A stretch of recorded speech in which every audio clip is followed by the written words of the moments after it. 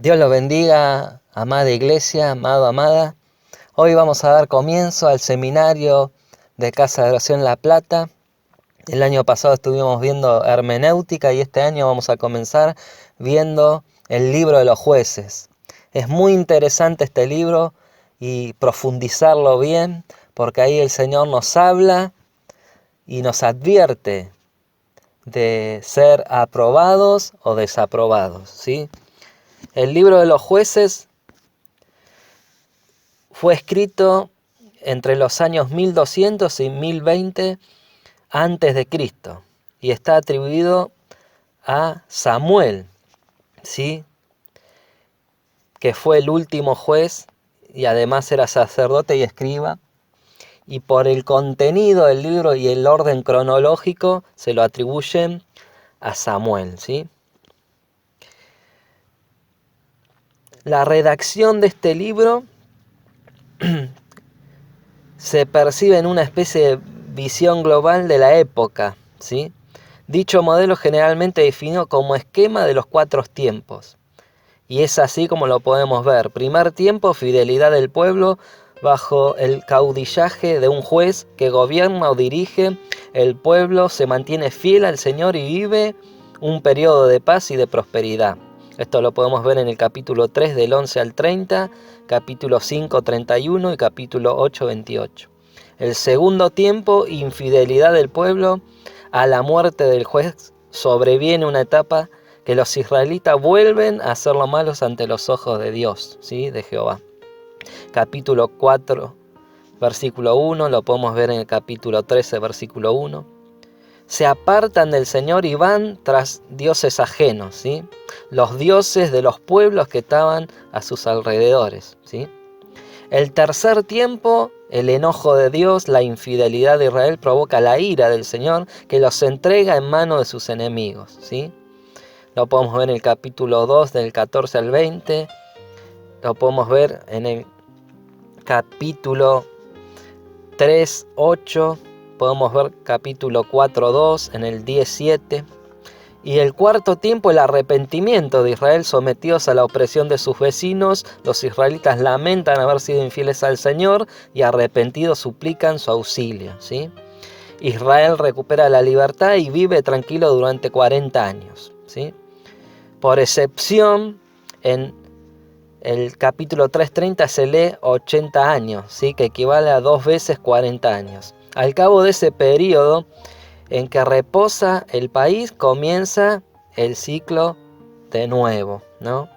Se apartan del Señor y después vuelven cuando son oprimidos.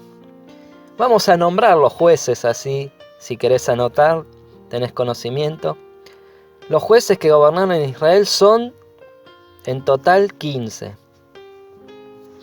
El primer juez fue Otoniel, ¿sí? Después Ahod, Samgar, Débora, Gedeón, Abimelech, Tola, Jair, Jefté, Ibsán, Elón, Abdón, Sansón y Samuel, ¿sí?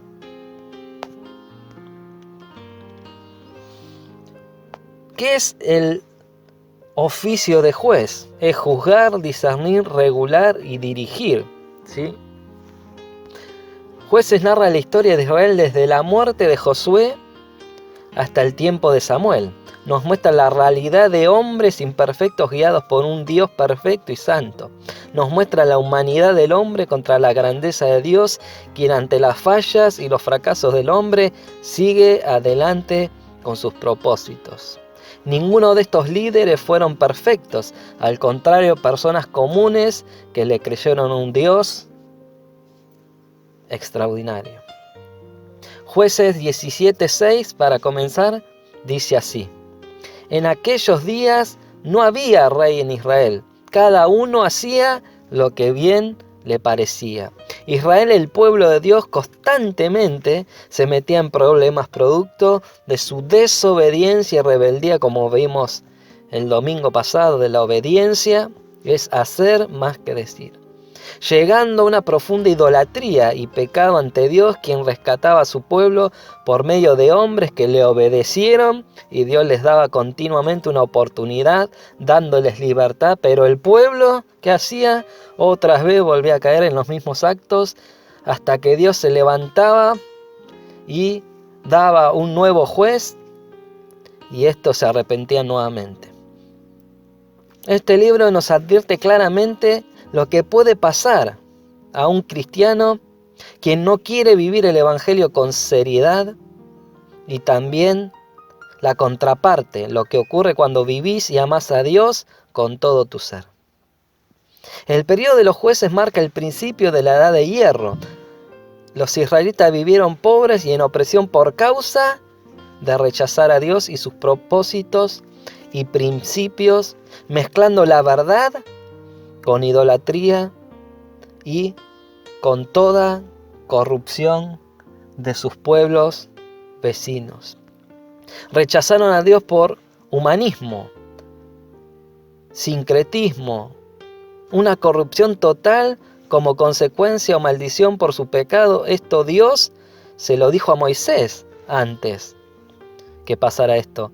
No obedecieron en echar de la tierra prometida a sus enemigos. Siempre dejaban pueblo pagano a habitar con ellos, y Dios no quería eso para su pueblo. El escenario de este libro se desarrolla en una época difícil para Israel, donde la decadencia, la apostasía y el pecado alejaban al pueblo de Dios, como hoy en día pasa.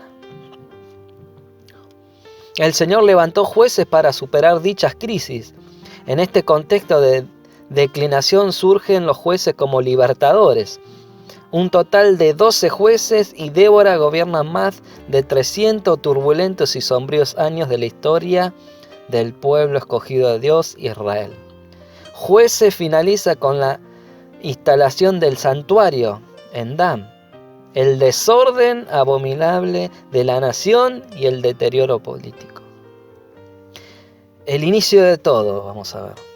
Antes de analizar y ver lo que nos dice el libro en sí de Jueces, debemos irnos varios cientos de años antes, donde Dios le advierte al padre de este pueblo respecto a su plan, el cual debía pasar oralmente a su descendencia para cumplir el propósito de Dios para sus vidas.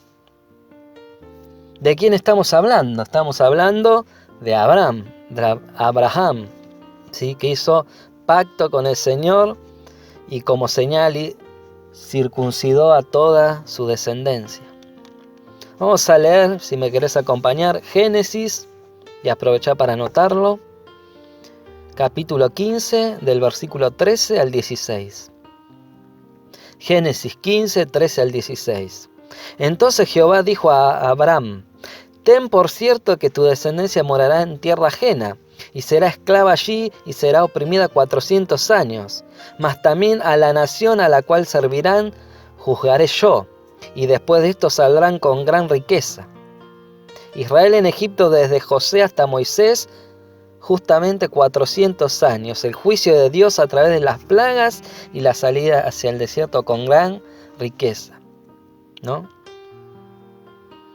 Y tú vendrás, dice el 19 de Génesis, a tus padres en paz y serás sepultado en buena vejez.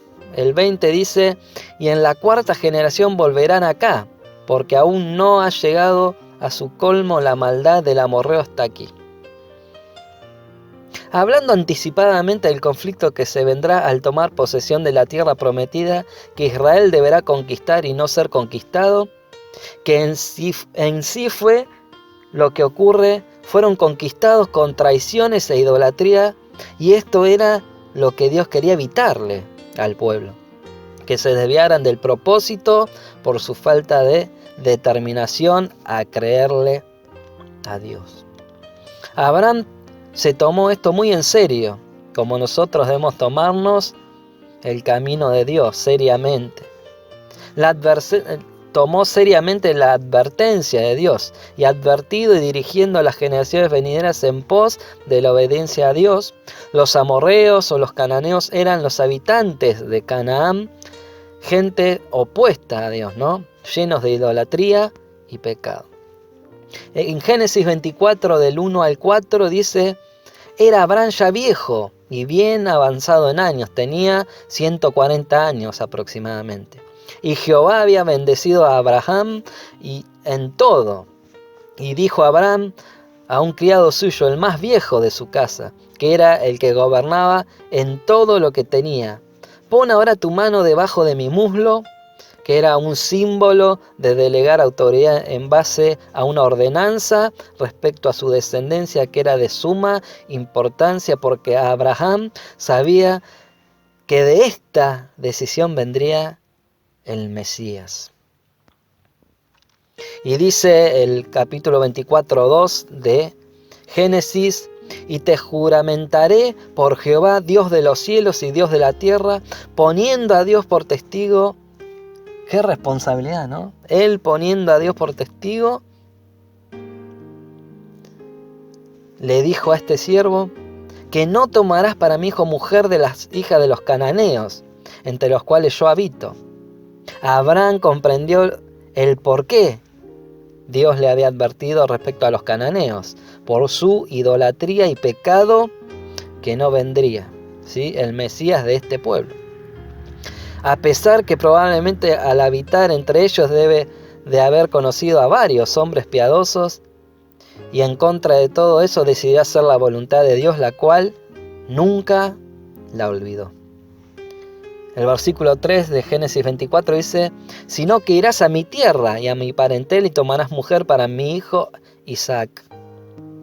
Esto también lo comprendió Isaac, su hijo, que la mezcla era un riesgo, que no vendría el Mesías prometido a su pueblo, ¿sí?, por medio de sus ideas personales, sino ya Dios había establecido parámetros claros al respecto a las consecuencias de la obediencia y también de la desobediencia. Vamos a seguir viendo Génesis 28, del 1 al 4. Entonces Isaac llamó a Jacob y lo bendijo, y le mandó diciendo: no tomes mujer de las hijas de Canaán. Acá Isaac bendiciendo a Jacob su hijo, y le dijo y le advirtió: no tomes mujer de las hijas de los de Canaán, perfectas o más hermosas. Esto es simple: ellas no practicaban ni participaban de los pecados abominables ni de la idolatría de los cananeos. Esto las hacía aptas para los hijos de Isaac. En cambio, Esaú tomó para sí 2 esposas hititas, que son cananitas: a Judith, hija de Beri, y a Besemat, hija de Elón, las cuales, dice la Biblia, fueron amargura de espíritu para Isaac y Rebeca. Esaú fue padre de los edomitas, habitantes de Edom, que eran adversarios y antagonistas de Israel. Aquí vemos el por qué dice la Biblia en Malaquías 1, 2 y 3.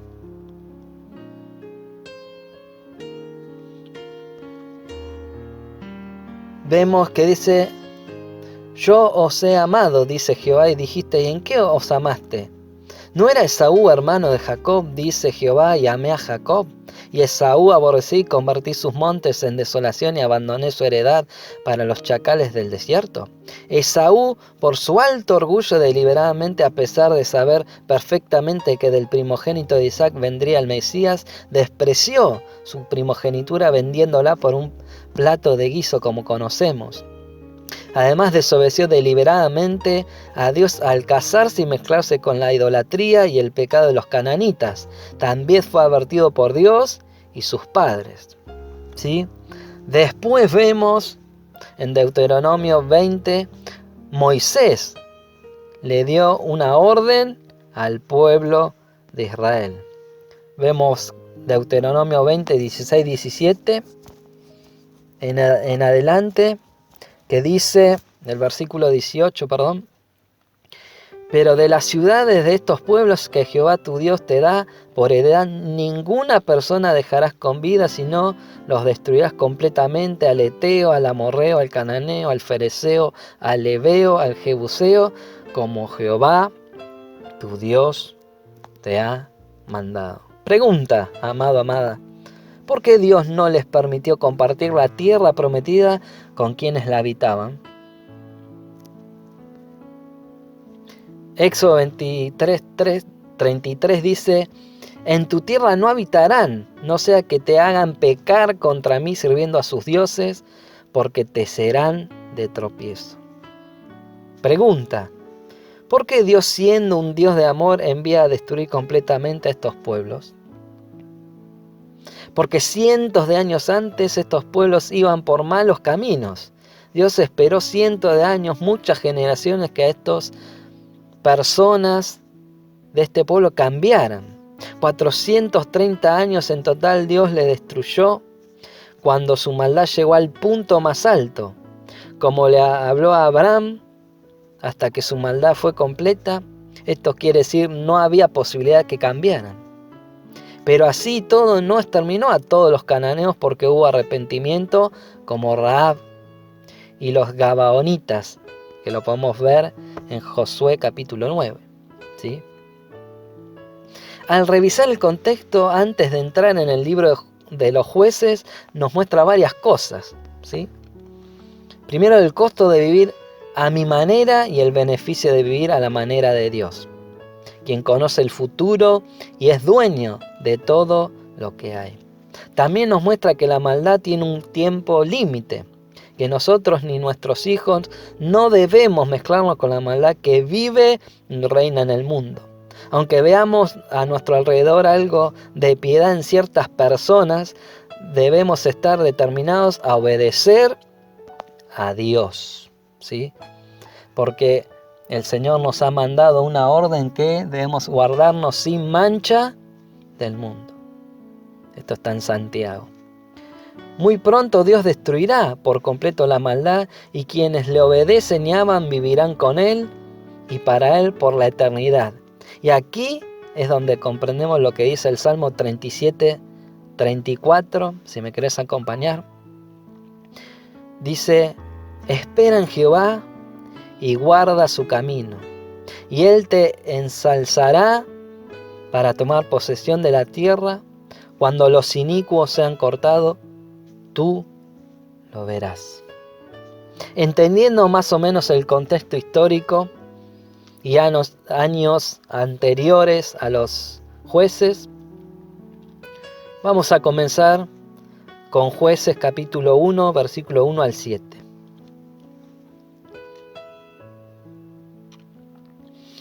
Aconteció después de la muerte de Josué que los hijos de Israel consultaron a Jehová, es decir, pidieron dirección, diciendo: ¿quién de nosotros subirá primero a pelear contra los cananeos? Ellos comprendieron que Dios les dio la tierra donde vivir, pero debían conquistarla y quitar a los pueblos que habitaban en estas tierras, ¿sí? Y Jehová respondió: Judá subirá, y he aquí que yo he entregado la tierra en sus manos. Dios respondió concretamente quién era enviado por Dios. ¿Por qué Judá? Vamos otra vez a Génesis, capítulo 49, versículo 8 al 10. Y dice: Judá, te alabarán tus hermanos, tu mano en la cerviz de tus enemigos. Los hijos de tu padre se inclinarán a ti, cachorro de león, Judá, de la presa subsiste, hijo mío. Se encorvó, se echó como león, así como león viejo, ¿quién lo despertará? No será quitado el cetro de Judá, ni el legislador de entre sus pies, hasta que venga Silo, y él se congregarán los pueblos. Y se está cumpliendo el tiempo de Dios, la promesa dada a Génesis, a Judá, de guiar y tomar la victoria. Esto nos muestra que si Dios nos llamó, a su tiempo Él hará su obra y cumplirá sus propósitos con nosotros, pero debemos entender que para hacer la obra de Dios debemos servirle. Y Judá dijo a Simeón su hermano, Judá, la mayor tribu de Israel, y Simeón la menor: sube conmigo al territorio que se me ha adjudicado y peleemos contra el cananeo, y yo también iré contigo al tuyo. Y Simeón fue con él y subió Judá, y Jehová entregó en sus manos al cananeo, y al fereceo, e hirieron de ellos en Besek a 10.000 hombres. ¿Qué dice? Judá obedeció a Dios en el tiempo que Dios le dijo qué hacer. En el versículo 5 dice, y hallaron a Adoni Besek en Besek y pelearon contra él y derrotaron al cananeo y al fereceo. Mas Adoni Besek huyó y le siguieron y le prendieron y le cortaron los pulgares de las manos y de los pies. Entonces dijo Adoni Besek, 70 reyes cortados los pulgares de sus manos y de sus pies, recogían las migajas debajo de mi mesa, como yo hice, así me ha pagado Dios, y le llevaron a Jerusalén, donde murió. Adoni Besek era un príncipe tirano y severo, al cual le hicieron lo mismo que él hizo a muchos otros reyes. Su castigo fue proporcional a su pecado. ¿Sí? Y después sigue, Judá conquista Jerusalén y Hebrón. En el versículo 8, y combatieron los hijos de Judá a Jerusalén y la tomaron y pasaron a sus habitantes a filo de espada y pusieron fuego a la ciudad. Después los hijos de Judá descendieron para pelear contra el cananeo que habitaba en las montañas, en el Negev y en los llanos, y marchó Judá contra el cananeo que habitaba en Hebrón, la cual se llamaba antes Kiriat Araba, e hirieron a Sesai y a Aimán y a Talmai. De allí fue los que habitaban de Debir, que antes se llamaba Kiriat Sefer. Y dijo Caleb, el que atacare a Kiriat Sefer y la tomare, yo le daré a Axa, mi hija, por mujer. Y la tomó Toniel, que significa fuerza de Dios. No operaba en su fuerza, sino en la fuerza del Señor. Hijo de Cenaz, hermano menor de Caleb. Y él le dio a Axa, su hija, por mujer. Vemos un hombre valiente, quien sabía que su valentía sería premiada. Esto también nos muestra que Caleb permitió que sus temores prevalecieran sobre su fe, ya que los cananeos tenían carros de hierro y esto visiblemente hacía declinar su fe. Vemos el versículo 14, y cuando ella se iba con él, le persuadió que pidiese a su padre un campo. Y ella se bajó del asno y Caleb le dijo, ¿qué tienes? Ella entonces le respondió, concédeme un don, puesto que me has dado tierra del Negev, dame también fuentes de aguas. Entonces Caleb le dio las fuentes de arriba y las fuentes de abajo. Y los hijos del Ceneo, suegro de Moisés, subieron de la ciudad de las palmeras con los hijos de Judá al desierto de Judá, que está en el Negev, cerca de Arad, y fueron y habitaron con el pueblo. Y fue Judá con su hermano Simeón y derrotaron al cananeo que habitaba en Sefat, y la asolaron y pusieron nombre a la ciudad Orma. Versículo Jueces 1:18, tomó también Judá a Gaza con su territorio, a Ascalón con su territorio, Ecrón con su territorio, y Jehová estaba con Judá, quien arrojó a los de las montañas, mas no pudo arrojar a los que habitaban en los llanos, los cuales tenían carros cerrados. Y dieron Hebrón a Caleb, como Moisés había dicho, y él arrojó de allí a los 3 hijos de Anac, gigante, mas el jebuseo que habitaba en Jerusalén no lo arrojaron los hijos de Benjamín, y el jebuseo habitó con los hijos de Benjamín en Jerusalén hasta hoy.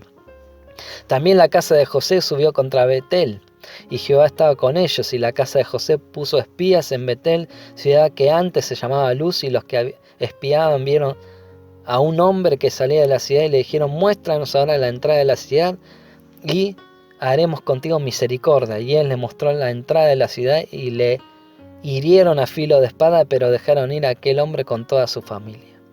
Y se fue el hombre a la tierra de los heteos y edificó una ciudad a la cual llamó Luz, y este es su nombre hasta hoy. Tampoco Manasés arrojó a los de Bethsean, ni a los de sus aldeas, ni a los de Tanac y sus aldeas, ni a los de Dor y sus aldeas, ni a los habitantes de Ibleam y sus aldeas, ni a los que habitaban en Megiddo y en sus aldeas. Y el cananeo persistía en habitar en aquella tierra, pero cuando Israel se sintió fuerte, hizo al cananeo tributario, mas no lo arrojó.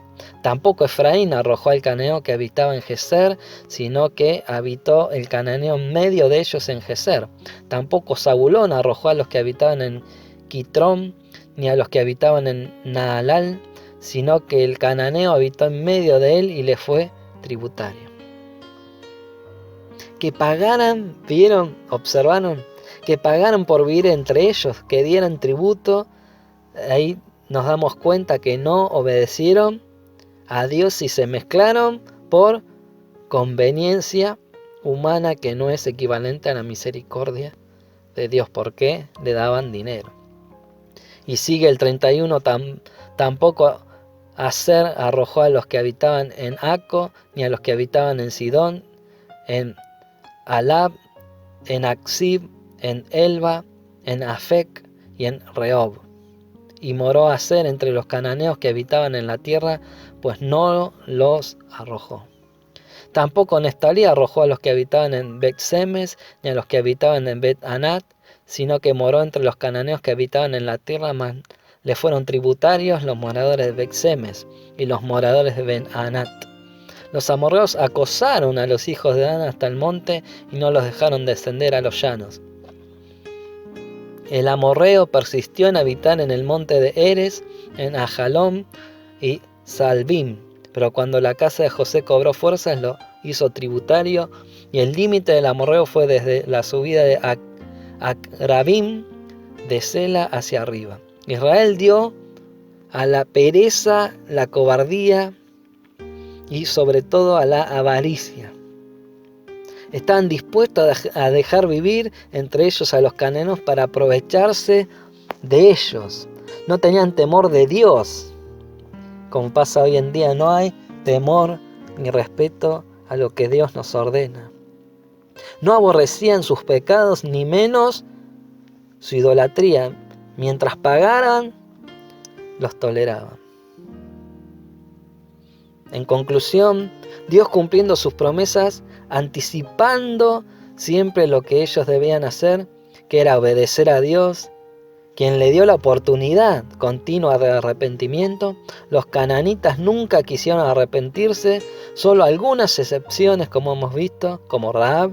Y cuando Dios envió a su pueblo a tomar la tierra sin mezclarse, estos hicieron como les pareció a ellos, sin obedecer la voz de Dios.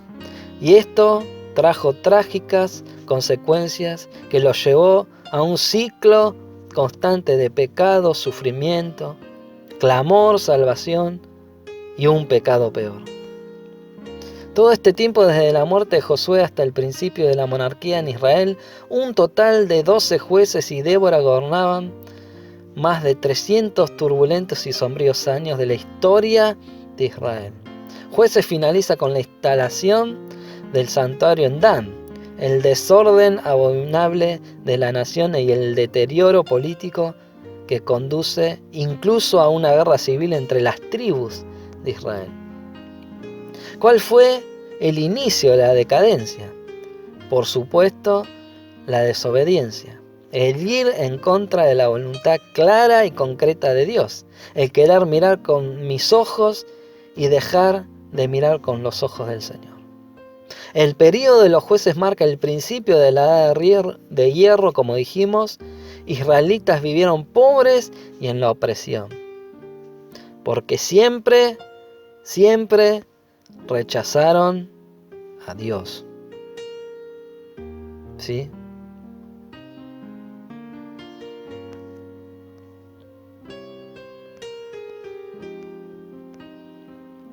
Muchos creen que Dios es solo para los malos momentos de la vida, no adoptando su palabra como la esencia de la vida misma.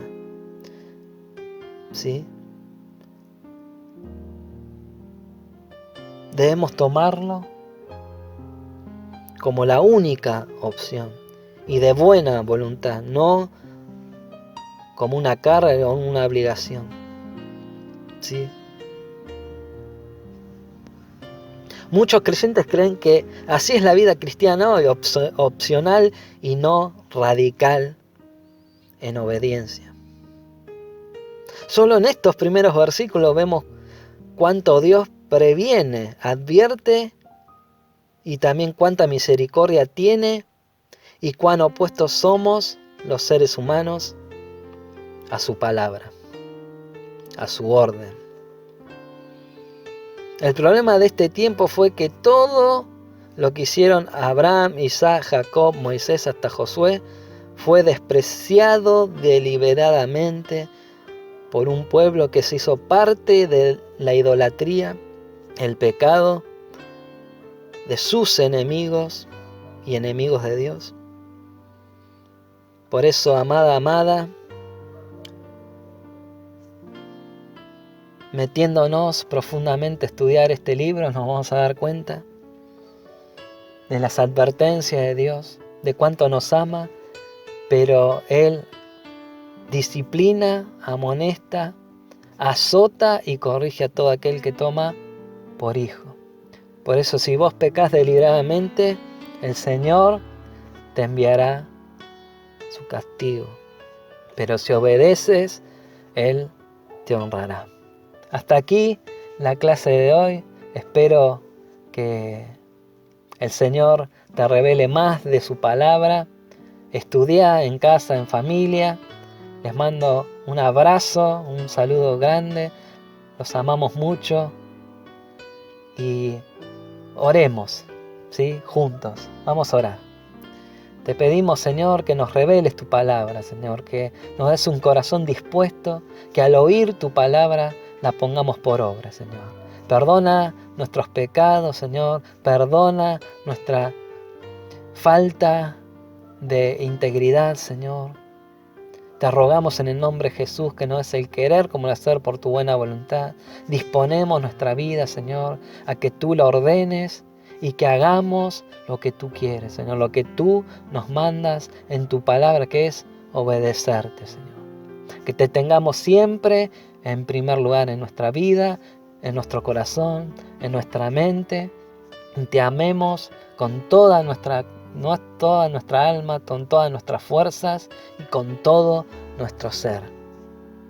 Que podamos decirte, Señor, heme aquí, Señor. Estoy dispuesto a hacer tu voluntad porque es mi felicidad. Dios te bendiga, amado, amada. Nos vemos en la próxima clase y el próximo domingo nos vemos. Conectate el domingo 10 horas de la mañana, que vamos a seguir adorando al Señor juntos. Dios te bendiga.